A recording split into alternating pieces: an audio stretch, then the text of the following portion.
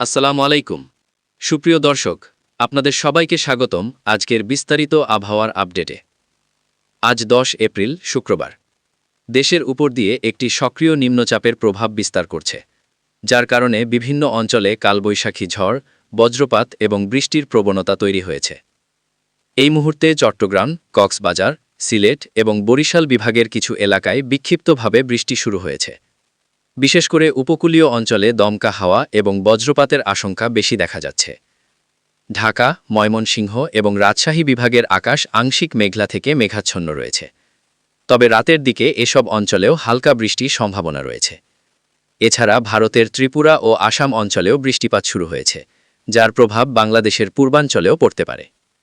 বিশেষ সতর্কবার্তা: আজ রাত ৯টা থেকে ভোর পর্যন্ত সিলেট, চট্টগ্রাম এবং পার্বত্য অঞ্চলে কালবৈশাখী ঝড় হতে পারে।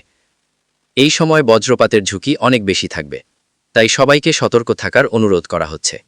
এখন আসি রাতের বিস্তারিত আপডেটে।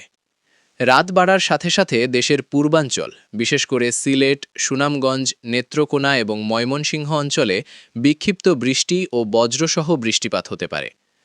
চট্টগ্রাম ও কক্সবাজার উপকূলীয় এলাকায় মাঝারি থেকে ভারী বৃষ্টিপাতের সম্ভাবনা রয়েছে। কিছু কিছু এলাকায় দমকা হাওয়া 40 থেকে 60 কিলোমিটার বেগে প্রবাহিত হতে পারে। ঢাকা ও আশেপাশের এলাকায় রাতের দিকে আকাশ মেঘলা থাকতে পারে, তবে ভারী বৃষ্টির সম্ভাবনা তুলনামূলক কম। অন্যদিকে রাজশাহী ও খুলনা বিভাগের বেশিরভাগ এলাকায় আকাশ আংশিক মেঘলা থাকলেও বৃষ্টির সম্ভাবনা খুবই কম।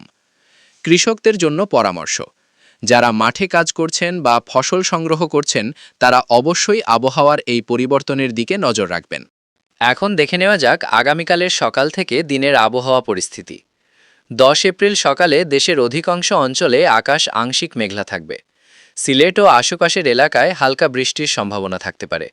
সকাল 8টা থেকে 10টার মধ্যে দেশের বিভিন্ন অঞ্চলে ধীরে ধীরে রোদের উপস্থিতি বাড়তে শুরু করবে। দুপুরের দিকে দেশের বেশিরভাগ জেলায় আকাশ পরিষ্কার হয়ে যাবে এবং তাপমাত্রা বৃদ্ধি পাবে।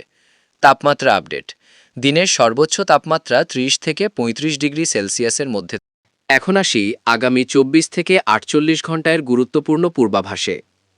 আগামী 12 থেকে 13 এপ্রিলের মধ্যে দেশের বিভিন্ন অঞ্চলে তাপপ্রবাহ শুরু হওয়ার সম্ভাবনা রয়েছে। এর ফলে দিনের তাপমাত্রা আরও বৃদ্ধি পেয়ে 36 ডিগ্রি সেলসিয়াসের কাছাকাছি পৌঁছাতে পারে। এই সময় গরমের তীব্রতা বাড়বে এবং আর্দ্রতার কারণে অস্বস্তি অনুভূত হতে পারে।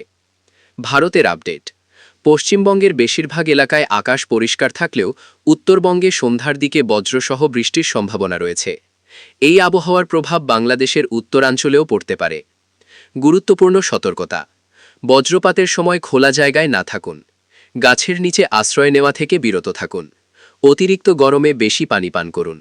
প্রয়োজন ছাড়া বাইরে বের হওয়া এড়িয়ে চলুন। সবশেষে বলা যায়, আগামী 24 থেকে 48 ঘন্টায় আবহাওয়া কিছুটা অস্থির থাকলেও ধীরে ধীরে স্বাভাবিক হয়ে আসবে। তবে ঝড়, বৃষ্টি ও তাপপ্রবাহ এই তিনটি বিষয়ের জন্য সবাইকে সতর্ক থাকতে হবে। আপনি কোন জেলা থেকে দেখছেন কমেন্ট করে জানিয়ে দিন। এমন আপডেট পেতে চ্যানেলটি সাবস্ক্রাইব করতে ভুলবেন না। ধন্যবাদ সবাইকে।